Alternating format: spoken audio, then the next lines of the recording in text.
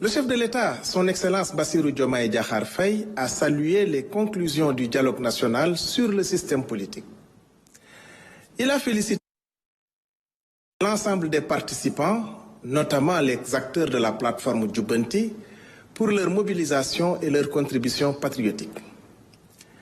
Les recommandations consensuelles visent à renforcer l'état de droit, la confiance des citoyens envers les institutions et la démocratie sénégalaise.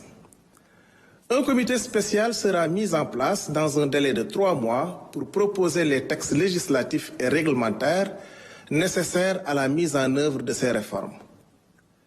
Le président de la République a rappelé l'impératif de préserver notre patrimoine forestier. Il a demandé au gouvernement d'intensifier les efforts de reboisement et de gestion durable.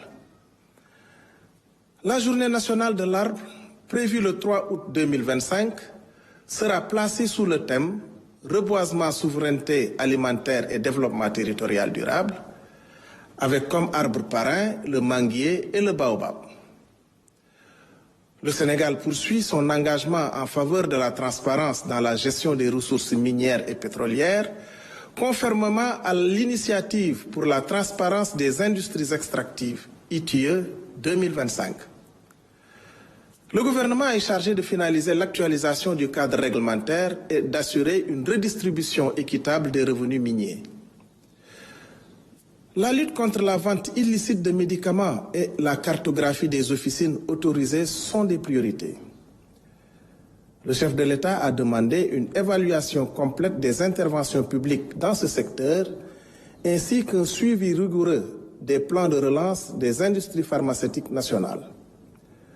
Le chef de l'État a rendu un vibrant hommage à la diaspora, considérée 15e région du Sénégal, grâce à son poids démographique, son rôle économique, social et culturel majeur. Ainsi, M. le Président de la République a bien voulu instituer une journée nationale de la diaspora qui sera célébrée chaque année. Enfin, le chef de l'État a évoqué ses récentes visites de travail aux États-Unis et au Bénin, renforçant ainsi les partenariats stratégiques du Sénégal sur la scène internationale. Le chef du gouvernement, M. Ousmane Sonko, quant à lui, a adressé ses vives félicitations aux 70 000 nouveaux bacheliers de la session 2025, soit un taux de réussite d'environ 43%, soulignant leur rôle central dans la quête d'excellence de notre nation. Malgré un contexte financier difficile, le gouvernement réaffirme son engagement à garantir leur formation et leur épanouissement. Des mesures urgentes sont annoncées. Accélération du chantier universitaire, notamment l'université du Sine Saloum, El Hadj Ibrahima Niass et les résidences étudiantes pour une rentrée 2025 dans des conditions optimales. La réhabilitation des infrastructures existantes et recrutement accru d'enseignants pour répondre à la croissance des effectifs.